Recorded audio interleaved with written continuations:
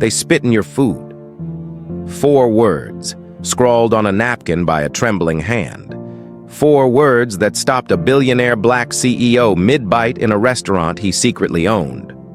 What began as a quiet dinner in Charleston turned into a shocking exposé of racism, corruption, and courage, one that would bring down an entire system and rebuild it from the ground up. This isn't just a story about food, it's a story about justice, and it all started with a folded napkin. Those 4 words, scribbled hastily on a folded linen napkin, hit harder than any headline. They stopped billionaire CEO Malcolm DeVere mid-bite, freezing the fork just inches from his mouth. For a man who had survived boardroom betrayals and market crashes, this was different. This wasn't business. This was personal. And it was about to explode into a black story that would shake an entire industry. Malcolm didn't come to the cradle for steak. He came undercover, dressed in a plain navy hoodie and beat-up sneakers, to investigate whispers he couldn't ignore. A high-end restaurant he quietly owned in Charleston, South Carolina, had been flagged in an anonymous letter for racially biased service and suspicious kitchen practices. He wanted to see for himself, alone. No entourage, no special treatment. From the moment he walked in, it was clear the rumors weren't just rumors. He was seated by the restroom, ignored for 10 full minutes. The server skipped his table entirely, and now this, a note from a waitress with eyes full of quiet fear and shoes worn to the bone. Her name was Naomi. She didn't ask for help. She just told the truth. And that truth cracked the mask off a polished, poisonous system. This isn't just a story about food, it's about courage, about what happens when someone risks everything to do what's right. It's about the hidden layers of racism that still haunt places of privilege and how one woman's bravery forced a reckoning. This is a black story. And if you've ever wondered how justice really starts, this is it. Before we go any further, take a second to like this video and subscribe for more true stories that matter. Stories that stir the soul and challenge the status quo. Now breathe deep, because the next 10 minutes will change the way you see power, race, and what happens when a simple napkin turns into a weapon of truth. Malcolm DeVere was a man who turned silence into strategy. At 46, he had become one of the most respected black CEOs in America. A tech prodigy turned investor, he had built his billion-dollar empire not just through brilliance, but through precision. Every word he spoke was measured. Every deal he made was calculated. He didn't believe in luck. He believed in data, discipline, and dignity. But even data couldn't prepare him for the note Naomi had left under his coffee cup. Long before that night, Malcolm knew the cost of being underestimated. Raised by his grandmother in a small Alabama town, he'd watched his mother scrub floors so her son could wear a shirt without holes to school. His first computer was from a church donation bin. His first investment, a scholarship fund he built at age 24 from his garage startup's first big IPO. But success doesn't erase memory. It just buries it deeper. On paper, he was now the founder of Darrow Capital Holdings, with interests in clean energy, fintech, and luxury hospitality. He drove a black Tesla Model S, sat on 5 corporate boards, and lived in a penthouse overlooking Central Park. But behind closed doors, he was still that kid who learned to tie a tie from a YouTube video before his first investor pitch. He didn't dress flashy. No gold watches, no designer shoes. Malcolm understood how quickly people judged a black man by what he wore before they ever listened to what he said. So when that anonymous letter landed on his desk 2 weeks earlier, claiming one of his flagship restaurants was mistreating black customers and employees, he didn't send a lawyer or a PR team. He bought a Greyhound ticket, threw on a hoodie, and walked into the fire himself. No one recognized him when he walked into the cradle that night, and that was exactly the point. Sometimes to see the truth, you have to disappear inside it. That's what Malcolm had learned. He wasn't just a CEO. He was a mirror, and this time, he wanted the system to see itself, raw, unfiltered, and up close. Because real leadership isn't about being seen. It's about seeing what no one else wants to look at. The Cradle was the kind of restaurant that made people lower their voices when they walked in. Tucked inside a restored historic mansion in downtown Charleston, it oozed Southern charm and exclusivity. Velvet drapes, gold-rimmed glassware, candlelight that made everyone look 10% more important. You didn't come here just to eat. You came to be seen. The walls were lined with portraits of Confederate generals, conveniently unlabeled, as if history could be softened by mood lighting. The name, The Cradle, was a nod to Charleston's past. The cradle of Southern elegance, as their website proudly proclaimed. But to Malcolm, even before stepping foot inside, the name echoed something else, something darker, the cradle of exclusion, of control. From the moment he entered, the tone was set. The hostess, a young white woman with perfect posture and a clipboard smile, scanned his clothes like they were a threat. She didn't recognize him. That was the plan. He had chosen a plain zip-up hoodie, dark jeans, and off-brand sneakers. "Do you have a reservation?" she asked, her voice flat. "No," Malcolm said, calm as ever. She exhaled slowly, performing annoyance like it was part of her job. "We're fully booked tonight, sir. But I suppose we can seat you at the bar or near the kitchen entrance. Would that be acceptable?" Malcolm nodded. "Sure, that works." He followed her through the grand dining room, passing tables filled with white diners in suits and designer dresses. Not a single black face in sight, except the staff. That part hadn't changed since the 1800s.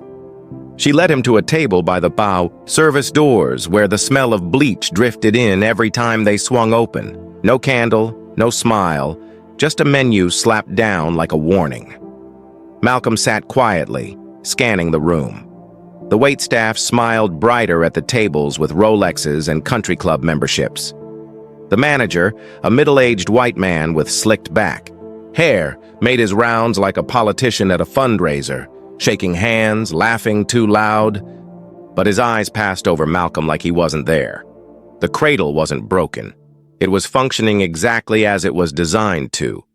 And Malcolm, quietly watching, saw it for what it was. Not a restaurant, a performance, a place where appearances mattered more than people, where the past dressed itself up in fine linen and still called itself tradition.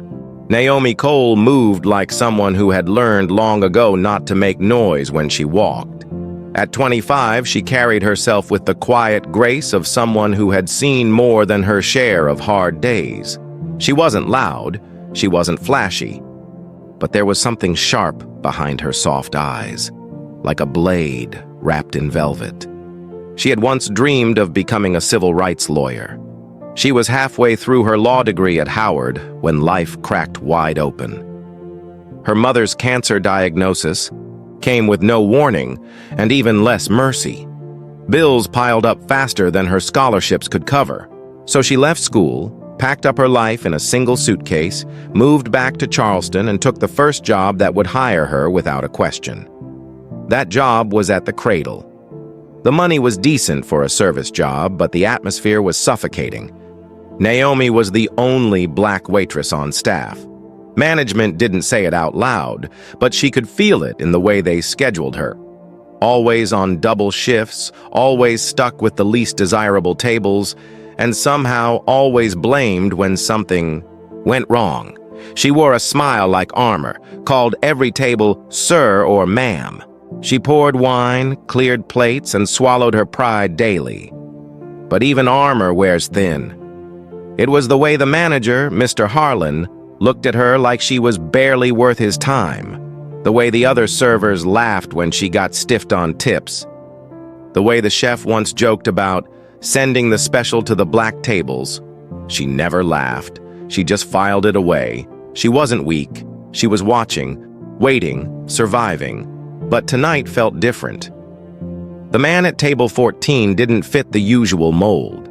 He didn't wear a Rolex or bark orders. He just sat there, silent, observant, and oddly calm. When she greeted him, he looked her in the eye. Really looked, like he saw her, like he noticed. That moment, small as it was, shook something loose inside her. Because Naomi wasn't just a waitress, she was a witness to every quiet injustice, every whispered slur, every rule that changed depending on who walked through the door. And tonight, she was done watching. Tonight, she was going to act, even if it cost her everything. The presidential prime was not just a steak, it was a spectacle. 48 ounces of bone-in Wagyu beef, dry-aged for 90 days, finished with a rosemary-smoked dome lifted tableside by a gloved server. It came with a foie gras buttermilk, truffle potato tower, and a price tag of $700. A dish meant for show, not soul. When Malcolm ordered it, Naomi blinked twice. "You'd like the presidential prime?" she repeated, her voice steady but her stomach tightening. He nodded, calm as a lake. Medium rare, and a glass of the 2005 Staglin Cabernet. Another $200 decision. Naomi had taken orders for that dish a dozen times, always from hedge fund, managers, politicians, influencers with gold cards. Never from someone in sneakers and a hoodie. Never from someone who sat at the table by the swinging kitchen doors. She felt eyes on her. Across the dining room, Mr. Harlan stood with his arms folded, watching her like a hawk with a clipboard. She knew what he was thinking, that she was wasting time, that a man who looked like that couldn't afford a steak like this, that if it went unpaid, the blame would fall on her. She hesitated just a second too long. "Is that a problem?" Malcolm asked gently, but with a sharpness beneath it. "No, sir," she said quickly. "Coming right up."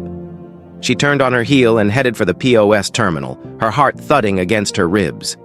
Every server knew the rules.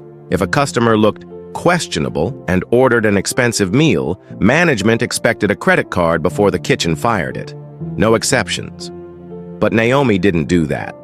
She keyed in the order like it was any other. And when the screen flashed red, requiring manager approval, she hit override and swiped her own ID. She'd just taken responsibility for a $700 steak and a wine pairing on a gut instinct. Behind her, Mr. Harlan's voice boomed through the hallway. "Did he pay up front?" "No, sir," she replied without turning around. "Then you better pray he does," he growled. But Naomi wasn't praying. She was planning, because maybe, just maybe, this man wasn't here to be served. Maybe he was here to see. And if he was about to see everything. Naomi had watched a lot of things happen in that kitchen, but what she saw tonight shattered the last sliver of silence she had been holding on to. As the presidential prime was prepped, she noticed Chef Rourke, known more for his attitude than his culinary talent, lean over the sizzling steak with a twisted grin. Then came the act, subtle, quick, but unmistakable. He spat right on the steak and turned it over like nothing happened. Sous Chef Benton laughed. Naomi froze. Her first instinct was denial. Maybe it was an accident, maybe she didn't see what she thought she saw. But the laughter told the truth. This wasn't new, this was normal, and the steak was already plated. The rage bubbled under her skin, hot and sharp, but she couldn't scream. Couldn't make a scene. Not yet. She looked toward the dining room and saw Malcolm, still calm, still watching. The man who didn't belong, who ordered like he did. They didn't know who he was, but she was starting to suspect. And that changed everything. She had seconds to decide. Say nothing and serve a contaminated meal to a man who might hold the keys to this place's future, or take a risk that could end her job on the spot. She reached into her apron pocket and pulled out the service pen she always carried, snatched a fresh linen napkin from the rack. Her hands trembled as she wrote, the ink skipping across the fine thread. "They spit in your food. This place is not safe. Ask to see the kitchen cameras. No name, no signature, just truth folded tight." She slid it into her pocket as the steak was handed to her under a silver dome. Her heartbeat pounded in her ears as she walked the plate across the dining room. Malcolm looked up as she approached. With practiced grace, she placed the plate before him, lifted the dome, and said softly, "Enjoy your meal, sir." He nodded. Then, as she cleared the empty bread plate with her right hand, her left slipped the napkin just under the corner of his place setting. A second later, she was gone. No words, no eye contact, just the quiet hope that the man at table 14 would know how to read a whisper written in cloth. Malcolm sat still for a long moment, staring at the folded napkin like it was a live wire. He hadn't touched the steak, hadn't even lifted his knife. Something in Naomi's eyes had told him to wait. She hadn't spoken it, but the urgency was written all over her posture, her breath, the slight tremor in her fingers. He reached forward slowly, carefully, and slid the napkin into his palm, unfolding it. The words stared back at him, stark, uneven, desperate. "They spit in your food. This place is not safe. Ask to see the kitchen cameras." His jaw locked. Every muscle in his face went stone still. It wasn't the spit that got to him. He had eaten far worse things in his years of traveling incognito, testing systems, testing people. No. What made his pulse spike was the phrase, "This place is not safe." That was broader. That was systemic.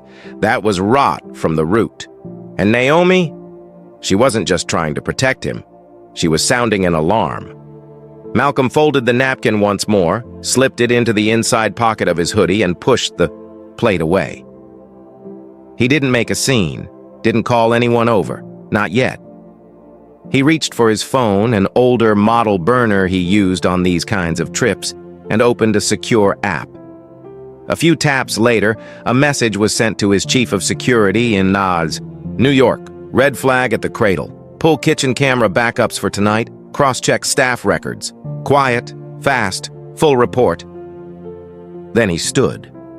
Across the room, the manager, Mr. Harlan, noticed. His eyes narrowed as Malcolm approached. "Is everything all right, sir?"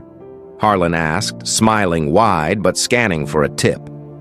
Malcolm's voice was calm, but cold. "I'd like to speak to you privately. About the meal." "Of course," Harlan said, gesturing toward a hallway lined with framed awards and fake certificates.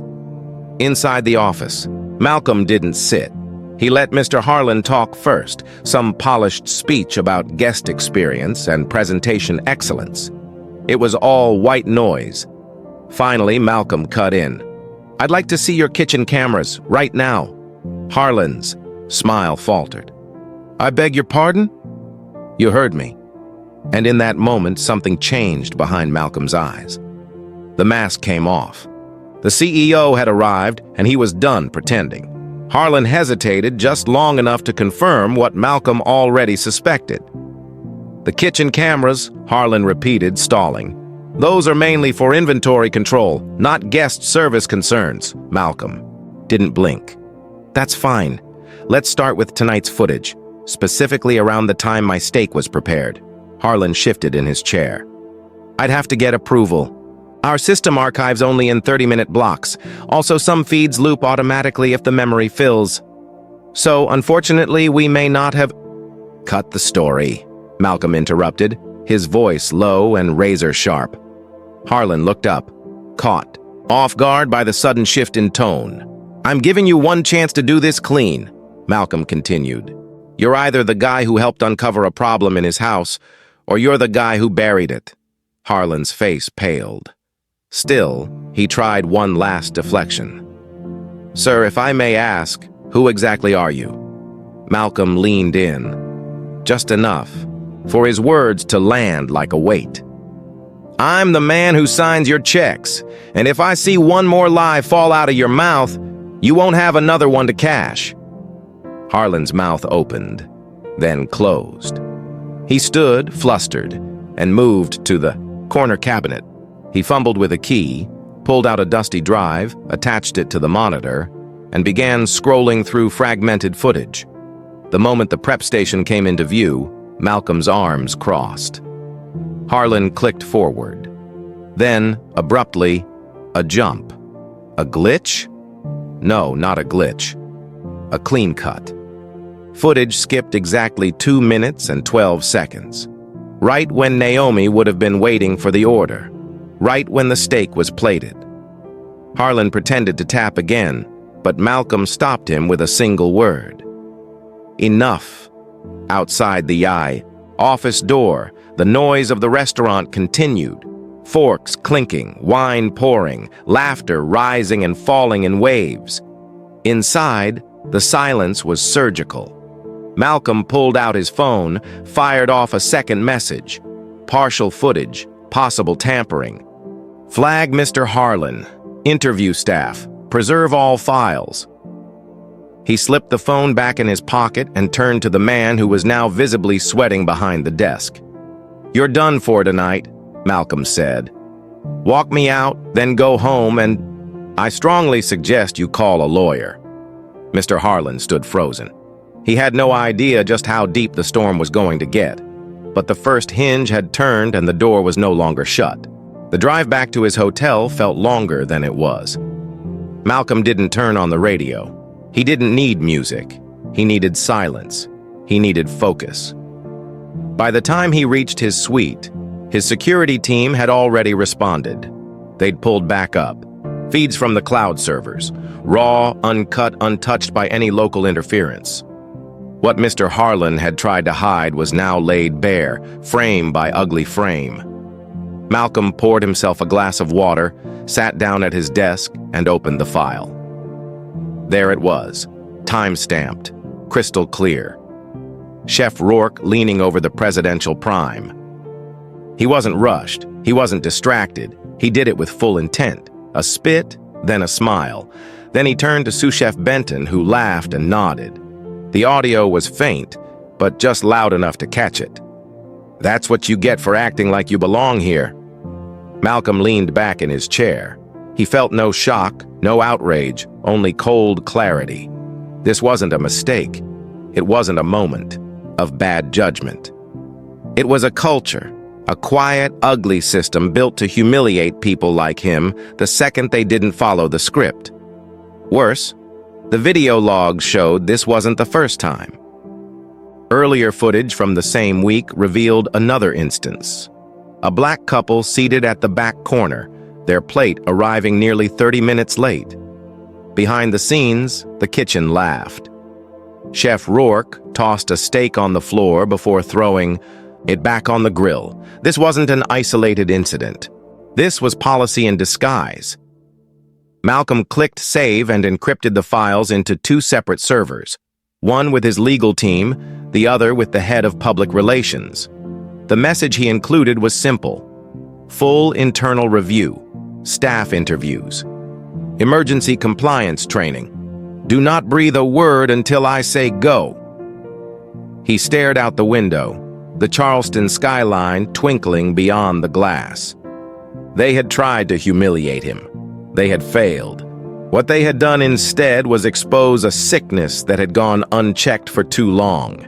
And now the story was no longer about steak. It was about justice. It was about change. And someone was going to answer for it. On camera, under oath, and without warning. The next morning, Naomi showed up to work exhausted. She hadn't slept. Not really. Not after what she had done. Not after what she had seen. Every moment since slipping that napkin had been a blur of second-guessing and dread. She kept waiting for the call, the text, the confrontation, something. But when she walked through the back door of the cradle, no one said a word, no icy glares, no knowing smirks, nothing. Until the hostess whispered, "Mr. Harlan's office." "Now." Naomi froze. She didn't even bother clocking in, just turned, straightened her apron, and walked the long hallway toward the manager's door. She expected Harlan, maybe even the head of HR. Worst case scenario, security. What she didn't expect was him, Malcolm, still in that same hoodie, still calm, but this time he was standing. The air in the room shifted. "Naomi Cole," he said, motioning for her to sit. She didn't. "I know," she whispered. "I'm sorry, I shouldn't have—" He held up a hand. "You should have," Malcolm said. "And you did." Her heart thudded. "Am I being fired?"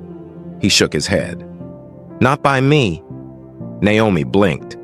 "I own this place," he said, voice low. "The building, the brand, the people who run it. Well, they answer to me." Her legs gave out. She sat. "I reviewed the footage," he continued. "I've seen what happened in that kitchen. I've seen what's been happening here for months, maybe years." Naomi looked down. "I didn't know who else to tell." "And you didn't have to," Malcolm replied. "You did more than most people ever would." He took a breath. "So, here's the truth. I can have this entire place shut down today. I can fire everyone, rebrand the business, start fresh, and I will. But before I do that, I need one thing from you." Naomi looked up, her voice barely a whisper. "What?" "A choice," he said. "You can walk away quietly. I'll make sure you're taken care of. A scholarship, a new job, whatever you need." She stared at him. "Or," Malcolm continued, "you can stay. Help me rebuild this place from the inside, from scratch, as the new director of ethics and culture." Silence stretched between them. Naomi's voice shook. "You really trust me with that?" Malcolm nodded. "I already did. You just didn't know it yet." And in that moment, for the first time in a long time, Naomi breathed without fear. The next 24 hours moved fast. By noon, the Cradle was no longer a restaurant. It was a crime scene in a tuxedo. Malcolm moved with precision. Quiet calls, ironclad coordination. His legal team flew in from New York. His PR team was already drafting the statement. But he wasn't hiding behind prepared remarks. Not this time. At exactly 12:30 p.m., 2 unmarked SUVs pulled up outside the front entrance. The lunch crowd had just begun trickling in. Men in pressed suits, women in pearls and pastel blazers, when the doors opened and 2 plain-clothes federal agents stepped inside. They didn't shout. They didn't need to. They went straight for the kitchen. Chef Rourke didn't even make it to the back exit. He was escorted out the front door, still wearing his stained apron. Sous Chef Benton followed. Then Mr. Harlan. 3 arrests. 1 day. No negotiations. The staff was stunned. Some frozen, some quietly clapping. A few just watched, mouths open, as the men they once feared were walked out like thieves. Outside, Malcolm stepped up to the podium, now positioned on the front steps. Reporters were already gathering. Mics pointed, cameras rolling. He didn't speak with fury. He spoke with fact. "Yesterday, I entered this building as a customer. Today, I stand here as its owner. And what I saw inside this restaurant, what I uncovered, does not reflect the values of DeVere Holdings or this community." He paused, eyes scanning the crowd. "This was not a bad apple. It was a broken tree, and we're cutting it down." He then gestured toward Naomi, who stood quietly to his right in a tailored navy blouse and slacks. She didn't smile. She didn't wave. But she stood tall. "This woman," Malcolm said, "showed more integrity in one night than most executives do in a career. She is the reason this truth came to light, and she is the reason this place has a future." Naomi's throat tightened. The applause that followed wasn't polite. It was real. It was earned. Malcolm finished with one final statement, short and sharp. "We're not canceling the Cradle. We're rebuilding it from the inside. And this time, it's going to serve more than just food. It's going to serve justice. No script, no spin, just truth on full display." Naomi had never worn a suit jacket that cost more than her rent, until now. 2 weeks after the arrests, the Cradle remained closed to the public, but the lights inside were on. The kitchen had been gutted, the walls repainted, the uniforms redesigned, the Confederate portraits gone. replaced with framed images of Charleston's unsung black pioneers, chefs, artists, community leaders. And at the center of it all, Naomi Cole sat at her new desk in an office that used to belong to Mr. Harlan.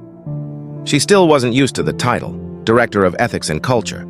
It sounded corporate, heavy, but Malcolm had insisted it meant more than policy. It meant presence. She wasn't just there to sign papers or attend ribbon cuttings. She was there to rebuild trust from the inside out. Her first day in the role, she started with a staff-wide meeting. No suits, no scripts, just a circle of chairs in the dining room. Some people couldn't look her in the eye. A few still whispered behind her back, but most listened. She told them what happened, not with shame, but with strength. She explained why the culture failed, why silence is never neutral, and how they were all going to do better, together. She created a system for anonymous reporting, rolled out mandatory bias training, held weekly feedback sessions, hired new managers, people who looked like the community they served. She also did something unexpected. She went back to school. Malcolm had offered to cover her tuition if she ever wanted to finish her law degree, and she said yes, part-time, nights, and weekends, because justice didn't stop at one restaurant. And yet Naomi didn't walk like a student anymore. She walked like someone who had been through the fire and come out clear. People started to ask her questions, real ones, not just about policy, about belonging, about dignity, about how to speak up when it's scary. And every time someone asked, she told the same story about a folded napkin, a risk, a man who listened, and a job that was never just about tips. It was about truth. Naomi Cole was no longer a server. She was serving something far more important now, and the world was finally ready to hear her voice. It wasn't a press conference that changed the cradle. It wasn't the police, or the lawsuits, or the headlines. It was a napkin, folded in half, written in haste, delivered in silence. That's all it took to expose a system of quiet cruelty, a culture hiding behind linen tablecloths and curated wine lists. One simple act of courage lit a match in a room soaked in gasoline. And the fire didn't destroy everything. It revealed what was already rotting. The lesson here isn't just about restaurants or management. It's about everyday people in quiet jobs doing extraordinary things. Naomi didn't have power. She didn't have a title, but she had clarity. She saw something wrong, and instead of looking away, she acted. She didn't scream. She didn't protest. She wrote the truth and passed it to someone who would listen. And that's the heart of this black story. Sometimes the bravest thing you can do isn't grand or loud. It's the decision to risk your safety, your paycheck, your future, to protect something bigger than yourself. And it's the responsibility of those in power to recognize that bravery and do something with it. Malcolm DeVere did. And because of that, an empire didn't crumble. It evolved. So here's the question for you. What injustice have you seen and stayed quiet about? And more importantly, what might change if you spoke up? If this story moved you, if it made you feel something, do me a favor. Hit that like button. Share this video with someone who needs a reminder that integrity still matters, that courage is contagious. And if you want more stories like this, real ones, raw ones, the kind they don't put in textbooks, subscribe. Because sometimes it's not the big speeches or the bold protests that shift the world. Sometimes it's just a napkin and someone brave enough to write the truth on it.